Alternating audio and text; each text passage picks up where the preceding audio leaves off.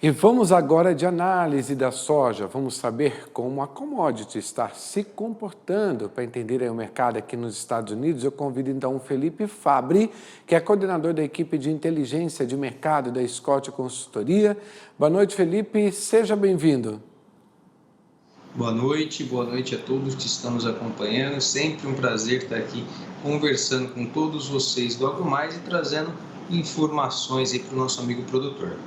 Felipe, vamos começar então falando aí sobre o mês de julho, né? Como é que se comportou a commodity aí, principalmente com relação ao último relatório americano que nós tivemos aí dos Estados Unidos com relação a commodities. O que a gente tem de números que a gente pode aí trazer para os nossos assinantes?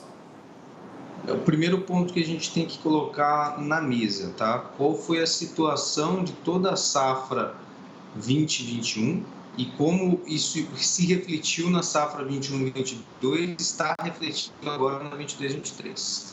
A safra 2021 sofreu com o clima, 21-22 também foi impactada pelo clima, e aí já olhando para a América do Sul, e nós entramos na safra 22-23 com estoques de passagem mais baixos e com essa expectativa para uma safra norte-americana mais positiva, podendo aí acabar aliviando um pouco a questão dos estoques mais baixos em meio às duas safras mais frustradas nos últimos anos. Tá? Só para a gente ter uma ideia, com relação a preços, ao longo do mês de agosto até o fechamento do dia de hoje, nós temos uma saca negociada a R$ 183,50 no Porto de Paranaguá, uma estabilidade praticamente com relação aos preços aqui no mercado brasileiro, apesar do final da colheita aqui no nosso país. Tá? Em 12 meses, a gente tem uma alta de 7% para essa referência e o mercado hoje tem analisado principalmente a situação nos Estados Unidos. Nós viemos no mês de julho com uma revisão para baixo na expectativa de produção por lá. Havia a expectativa de 126 milhões de toneladas sendo produzidas para a safra 22-23 norte-americana, seria aí uma safra recorde. Hoje, nós estamos falando de uma expectativa, com dados divulgados pelo Departamento de Agricultura no último dia 12 de agosto, uma expectativa de 123,3 milhões de toneladas, acima da safra passada, mas menor do que as estimativas iniciais. O clima tem pesado muito lá no mercado norte-americano, assim como pesou aqui no mercado brasileiro, aqui na América do Sul. Tá? E o principal fator é que tem sido 2 anos aí de laninha ocorrendo no mercado, e é isso que a gente deve analisar para a nossa safra. Com relação à condição das lavouras por lá, o departamento trouxe ontem um novo relatório com relação à condição das lavouras, onde ele trouxe uma revisão para baixo na condição das lavouras em boas e excelentes condições no mercado norte-americano, tanto para a soja quanto para o milho. Nós tivemos uma redução de 1 ponto percentual de uma semana para outra, trabalhando hoje com índice de 58% para as lavouras de soja no país. Apesar dessa redução, a condição ela é ligeiramente melhor do que na safra passada, que foi muito frustrada pelo clima também no mercado norte-americano. Então, até o momento, há um clima de muita incerteza com relação ao real impacto desse clima nas lavouras de soja.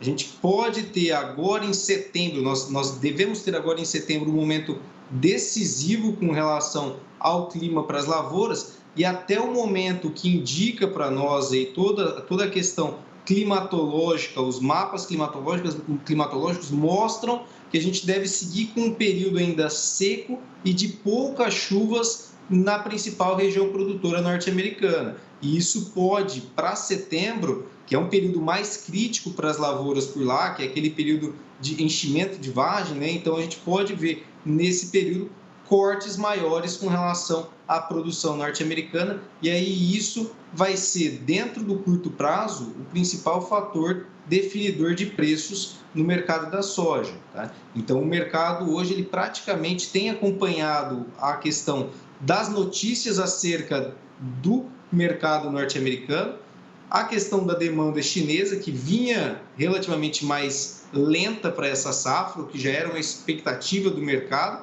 e ao câmbio. São os 3 fatores que têm precificado nossa soja aqui no mercado brasileiro ao longo do último mês de agosto e de julho também. Felipe, então a gente pode considerar aí com relação às exportações brasileiras, com relação à demanda chinesa. A gente sabe que a procura está sendo bem alta também, né? Tanto pela China quanto pelos Estados Unidos também, tá? Essa competitividade comercial para ver quem compra primeiro aí. Bom para o Brasil, né, de uma certa forma, mas sempre deparando com essa questão do clima que você bem colocou para a gente aqui. O que a gente pode colocar em termos de números dessa questão das exportações, primeiro para a China? Como é que a gente está? Olha, com relação a esse ano, de modo geral, 2022 está sendo um ano um pouco mais paulatino com relação às nossas exportações. Nós trabalhamos com 2021 com um ano recorde de embarques do Brasil para fora, com quase 86 milhões de toneladas sendo exportadas.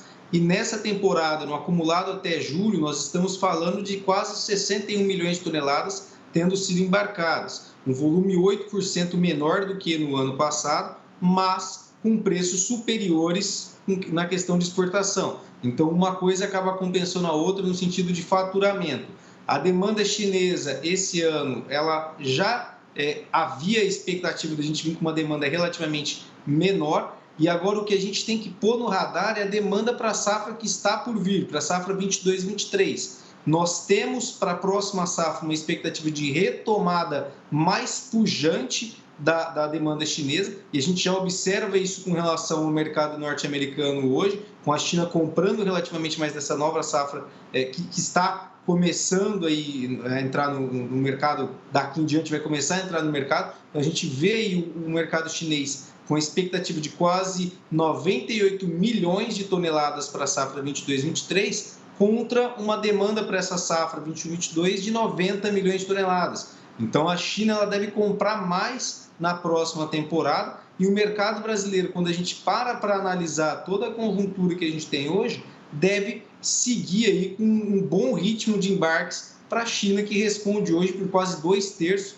das nossas exportações de soja. Muito bem, Felipe. E com relação, por exemplo, né, que a gente estava falando sobre essa competição, né, que está tendo entre os Estados Unidos e a China, com relação à compra dos nossos produtos aqui, e está cada vez mais assim na busca de quem tem mais produto para oferecer, né? Que, por exemplo, no Centro-Oeste tem muitas empresas aí que trabalham com exportação que a gente vê que está aproveitando dessa situação. Quem tem mais, manda para lá. Quem não tem, acaba perdendo, né? Nessa questão dessa procura aí, quem é que está ganhando mais no mercado aí? Dá uma análise para a gente. Olha, hoje, quando a gente leva em consideração, o principal exportador de soja do mundo é o mercado brasileiro. Tá? Então, o Brasil tem tomado a dianteira nesse sentido, o Brasil tem sido o principal fornecedor de soja para os clientes ao redor do mundo, e isso coloca o nosso país na dianteira. Olhando para a safra que vem agora, que eu acho que é o principal ponto que a gente tem que levar em consideração, perspectivas de safra para 22-23, a gente tem uma expectativa no radar de uma boa safra para o Brasil na próxima temporada. Nós estamos falando de quase 149 milhões de toneladas estimadas pelo Departamento de Agricultura dos Estados Unidos. E aí, se confirmada essa boa safra com uma demanda crescente da China e outros países dependendo muito dessa exportação brasileira, a gente pode ver um ritmo mais firme dos nossos embarques no ano que vem, e até mesmo a possibilidade de um novo recorde de exportações para o ano de 2023. Tá? Agora, um ponto que a gente tem que pôr no radar é, mais uma vez, a questão do clima. A gente tem hoje dados apontando para a possibilidade de persistência de laninha no clima, então o fenômeno climático do laninha que tende a pressionar a questão de chuvas no centro-sul do país, como nós sentimos nesse ano, ou transformar em um período que a gente teria uma pluviometria mais regular, que é o período entre setembro e novembro, em uma pluviometria mais irregular, atrasar um pouco a questão das chuvas, isso vai ser determinante para qual ser o impacto na nossa produção para a safra 22-23. Persistir no laninha, a gente pode ter dois cenários. Se houver aí um atraso com relação à janela como na temporada 2021, a gente pode ver o milho safrinha sendo bastante impactado. Mas o cenário que nós vimos nessa temporada, na temporada 21-22, tudo dentro da normalidade, levando em consideração as principais praças produtoras, mas um período de desenvolvimento seco, com pouca chuva, impactando a produtividade das lavouras mais ao sul, levando aí nessa temporada quase 15 milhões de toneladas a menos.